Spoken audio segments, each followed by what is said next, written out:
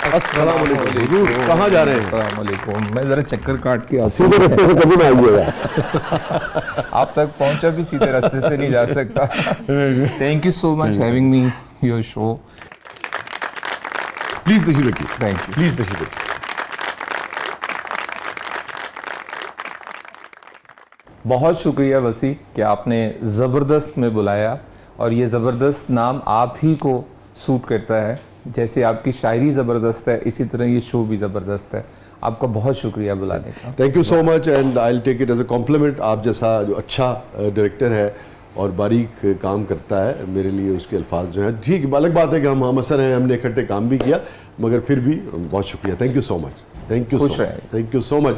और आपका शुक्रिया कि आपने वक्त निकाला। और जो दूसरी नाज़रीन हमारी मेहमान हैं, बड़ी नामवर आर्टिस्ट हैं, सिंगर हैं, और मुख्तलिफ जो रियलिटी शोज़ हैं उनका भी ये हिस्सा रही हैं। हमारे साथ मौजूद हैं ईमान फातिमा साहबा। Welcome to the show.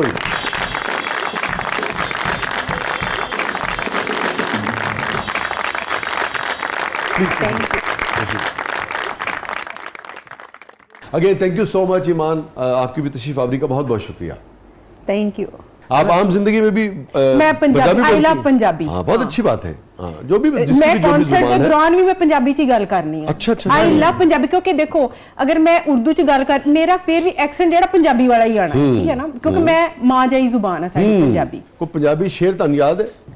Punjabi च, हाँ जी बिल्कुल। शेर सुनाओ फिर अगे बात। मैं अपने गाने दे फिर सुनावा। चलो अपने सुना दो। काली गड्डी काला सूट, वाह ढोला लगदा है क्यूट, वाह, जिन्नी करा मैं तारीफ ओना लगदा है झूठ, शाला नजर ना लगे माशा अल्लाह किन्ना फब्बे, ताइयों काला शीशा गड्डी दा चढ़ाई रखदा है, सारा शहर पीछे पीछे ढोला लाई रखदा है। वाह वाह।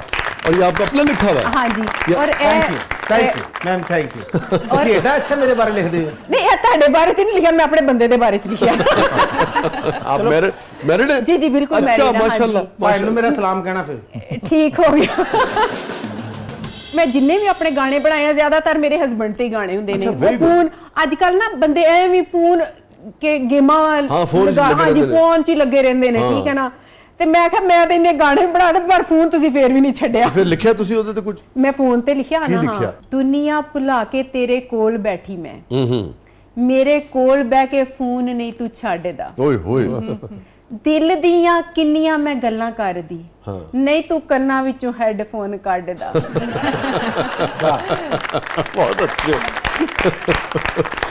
फिर मियां साहब ने क्या कहा? को फर्क पिया ਉਹਨਾਂ ਤੇ कि नहीं पिया? नहीं ਉਹਨਾਂ ਤੇ ਨਹੀਂ ਫਰਕ ਪਿਆ, ਉਹਨਾਂ ਨੇ ਆਵਾਜ਼ ਉੱਚੀ ਕਰ ਲਈ। ਉਹਨਾਂ ਤੇ ਨਹੀਂ ਪਿਆ ਫਰਕ। फातिमा तो आज के मेहमानों के लिए हमारी टीम ने एक पैकेज तैयार किया है, चल के वो देखते हैं। जनाब।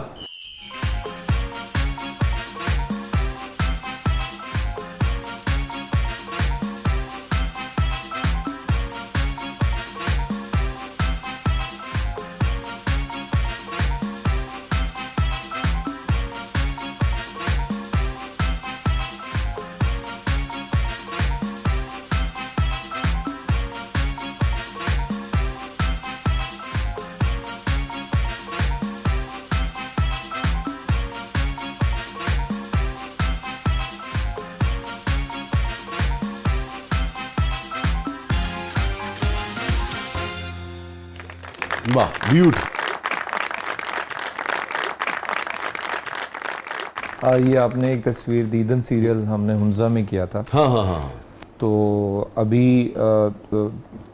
पड़ोसी मुल्क के एक OTT प्लेटफॉर्म के ऊपर बहुत अच्छा परफॉर्म कर रहा है। Very good. और उसकी बहुत सारी यादें हैं कि वहाँ पे इत्तेफाक से मैं कोशिश करता रहता हूँ। वैसे आप जानते ही हैं कि हमारे जो अदाकार, अब चूँकि महदूद हो गया है कराची तक हमारा बिज़नेस, कि जो हिस्सा नहीं ले सकते तो वो लें ज़रूर। जैसे पेशावर के हमारे बहुत ही कमाल के फ़नकार हुआ करते थे जिनको अब मौक़े प्राइवेट सेक्टर में नहीं मिल रहे। हाँ। तो उन सब को मैंने फिर हुंजा बुलवाया। वाह वाह वाह वाह। और उनको जो important supporting major support roles थे तो वो उन लोगों ने आकर किए। तो मेरी बड़ी अच्छी यादें उनके साथ। क्या क्लास के आर्टिस्ट थे सबके सब? जी जी, सब जो है। और हमें बहुत दुख होता है क्योंकि बहुत सारे लोग कराची जाकर काम नहीं कर सकते, इवन के लाहौर से भी। इसी तरह मैंने एक सीरियल मन्नत किया था जो कि हमने बहावलपुर में किया।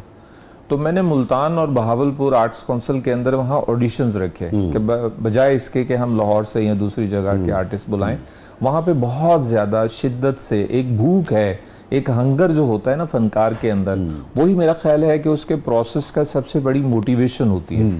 तो वो फिर वहाँ सब लोगों को हमने इनकॉर्पोरेट किया अपने से, कास्टिंग भी वहीं से हमने की जो अहम रोल्स थे। तो मुझे इसमें जो है वो बहुत इसलिए भी मज़ा आता है कि मैं बहुत ज़्यादा ऐसे फ़नकारों को सामने ला सकूं कि जो अपनी भूख को दबाकर अपनी किसी भी मजबूरी की वजह से अपने शहरों तक महदूद है। सबको तो वो मौके नहीं दिए जा सकते, सही बात। लेकिन जितना भी मुमकिन हो सकता है वो किया।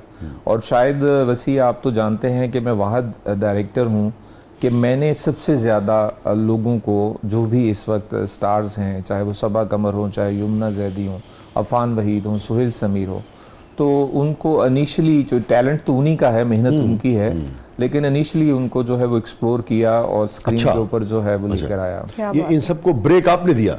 अब ब्रेक जो है वो मुझे थोड़ा सा माजरत के साथ थोड़ा हार्ड लफ्ज लगता है, क्योंकि देखिए डेस्टिनी में हम सब मिलते हैं। ठीक है। जैसे कि मैंने शायद इतनी शिद्दत से किसी और राइटर के साथ काम करने का ख्वाहिश नहीं की जितनी आपके साथ की, और हम बड़ी मर्तबा करीब आए मगर इत्तेफाक से।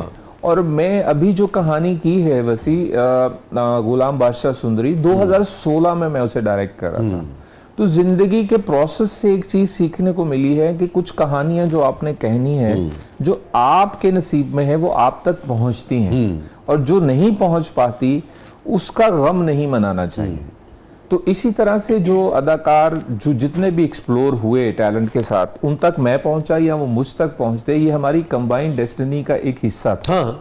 तो जिसमें यमुना ने जो है, असल में अदाकार जो होता है ना, वो अमूमी तौर पर मेरा बतौर डायरेक्टर ये एक्सपीरियंस है, अपनी जगह तभी बनाता है जब वो डायरेक्टर के सामने सरेंडर कर देता। सही।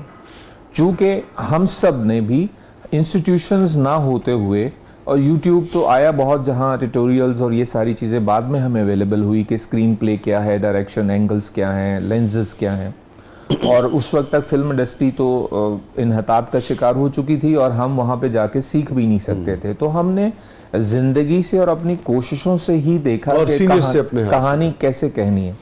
तो उसमें जो अदाकार अपने आप को सरेंडर करता है तो वो कुछ सीख भी पाता है।